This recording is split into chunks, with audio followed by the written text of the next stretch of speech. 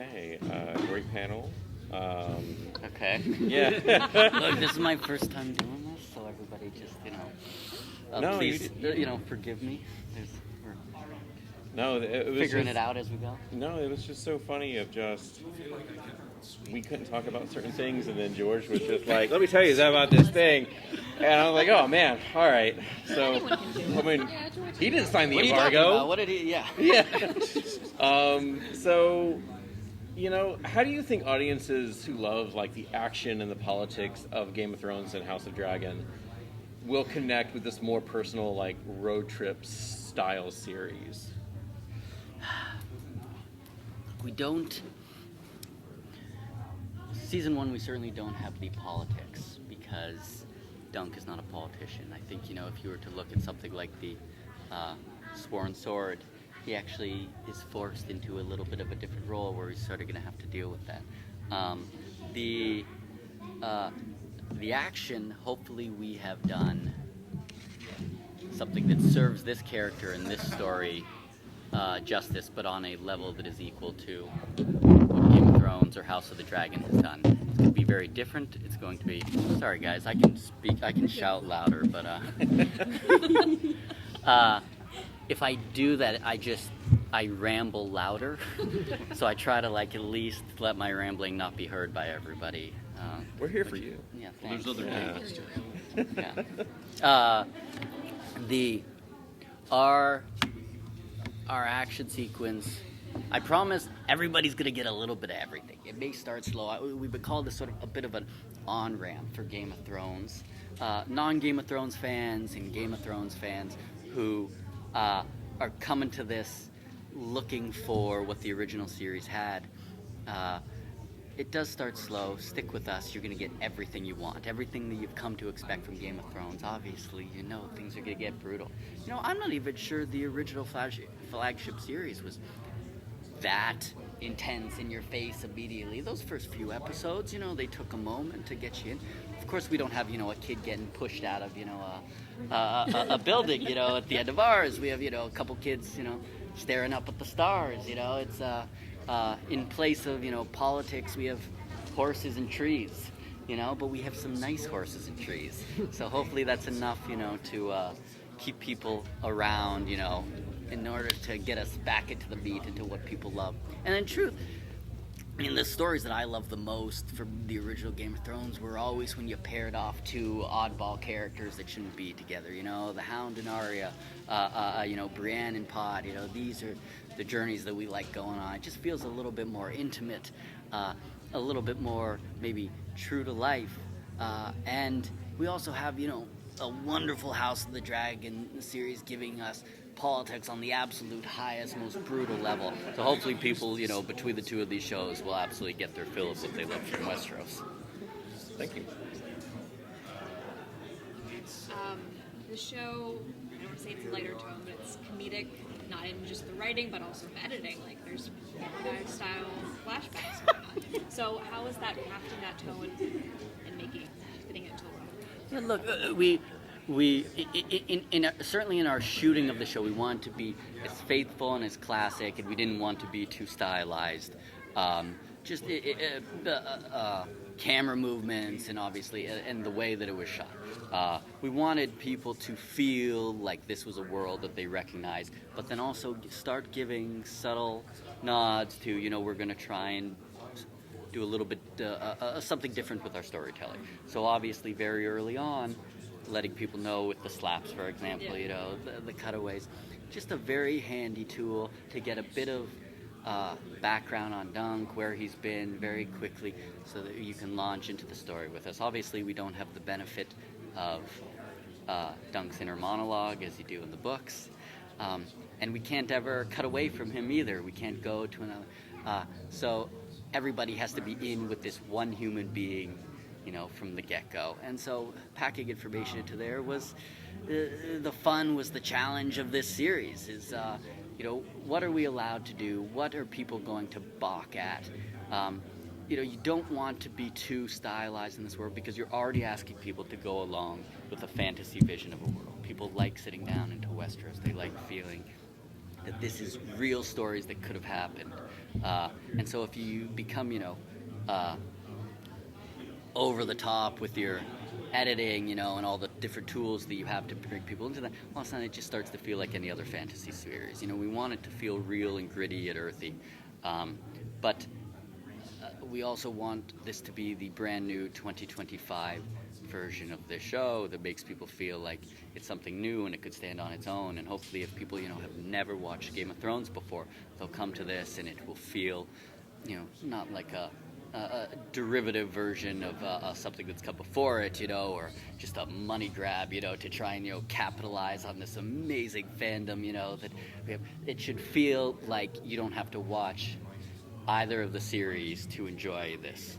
And if it comes from Dunk's POV, it was valid. Dunk is sitting in that, standing at that graveside, thinking about the good and the bad. He has such a conflicted relationship with Sir Arlen, obviously in the books and in this show. I think it was important to show both sides of this, so it wasn't just somebody eulogizing somebody and just saying how great they were. It's we see the knight and squire relationship can be quite brutal and quite complicated at times. So George has been very outspoken about how much he loves the show, and it was so great to kind of hear him talk a little bit about that at the panel. What has it been like for you getting to bring his vision to life and working with him very much in like more of a collaborative kind of situation? Look, he's given me a wonderful welcome into this world, very scary welcome into this world when he told me that this was the best thing that he ever wrote, which I understand what he means. I understand why this show is so personal to him. And one of the first things, I talked about with him was how, much I think everybody, including myself, understands the story of Sir Duncan the Tall. Just wanting to step outside of your comfort zone, but not knowing if you're capable of doing that. Obviously, as a writer, Eddie would, leaving the nice, safe, cold confines of, the Canadian, north, to go out to Los Angeles, trying to figure out if you have what it takes, to do this thing. It's very scary, and your many moments of self-doubt continue all the way through to this very moment that I'm sitting here with you wondering if I'm rambling too much again, But George I have a lot of confidence in his writing in order to connect with a broad audience, and that is one of the most difficult things to do on planet Earth. There's a lot of books and movies and TV shows that I love that are so niche and so small that nobody ever gets to see them. I personally, to speak to everybody, is I knew that I didn't have to do work to the story. I knew that the story, has connected with people. I knew that he knows what he's doing. So I just had to add my flavor to it. I just had to come in, and run it through my processor. And all of my conversations with him were about tone. They were all about tone and character.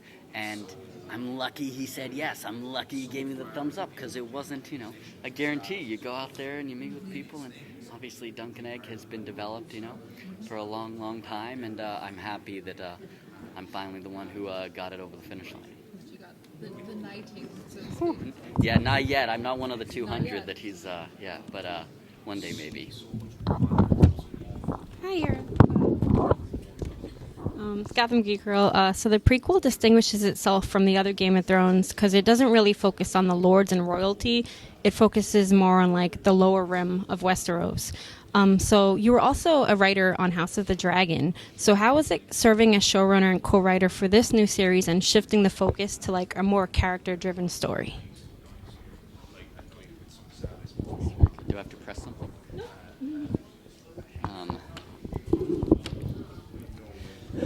Look, I think the reason that everybody loves Game of Thrones, House of the Dragon, and hopefully Night of the Seven Kingdoms is that they are all quite character-focused within this, broader world of mayhem and dragons. And making a smaller series that doesn't have the big flashy bits is absolutely terrifying.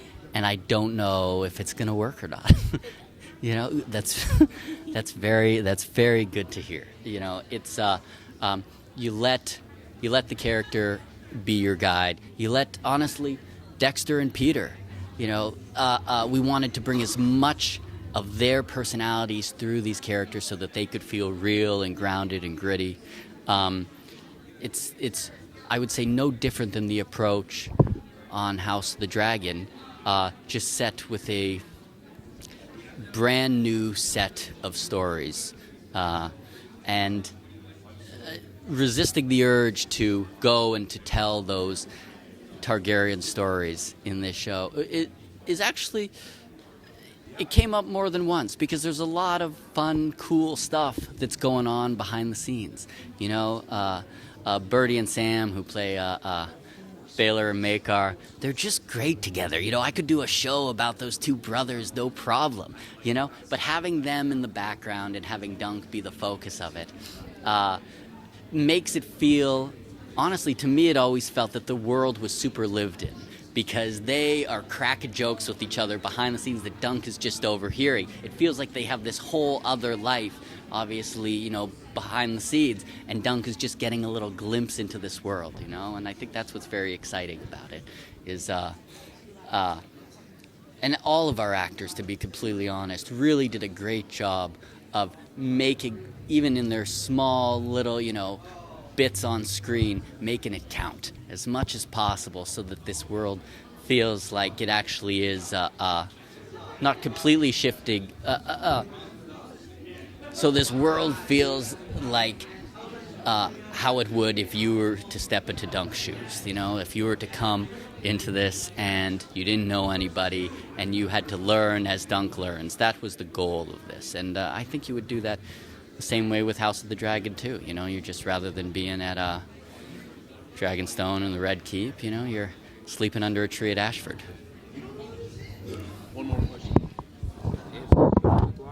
So, artists, I've heard visual artists, they draw themselves. You're a writer in the world of Westeros. What character would we be surprised to learn that you find yourself most in? Or which one do you identify with the most? Ooh, identify with the most. Beesbury. Gotta give us a why. Yeah. This motherfucker's just there to dance. He's there to dance and fight. That's all I want. I did this first series, so I could show, Duncan, Lionel, and Beesbury dancing. That's the appeal of this. We're gonna have lots more dancing, in subsequent seasons too. No, look, it's yeah, it's funny the people that you sort of form a little connection with when you're on the page, that you write so much stuff for, then you cut back, and all of a sudden you're just like, oh, okay, they exist for you in your head, and to no one else's head, because they're just not in the show. It doesn't exist anymore, which is upsetting. But there was actually one of the guys at an Ireland screen who, sort of brought us back, into Belfast there, was saying, remember that character that you said, you created, based on me? And I was just like, yeah, we stripped away all that stuff, and I was just like, but yeah, that was a lot of fun to do. You put a bit of your own personality into everything. You can't help but do it. As much as you say, I'm just going to write from this person's perspective, you put a bit of yourself into everyone, and it also helps just humanize all these characters who are, some are supposed to be assholes and some are supposed to be the good guys, but everybody's just a little fucked up, and it just, depends on perspective. So that's what I try to do, is I try to give everybody a fair shake. If I was in their position, how would I act? And then, build from there. So, sorry, I went a little, sideways on that one. No, I but, love it. yeah. Thank you so much. Are we good, or did you need one? I'm good. Okay. Yeah. Great.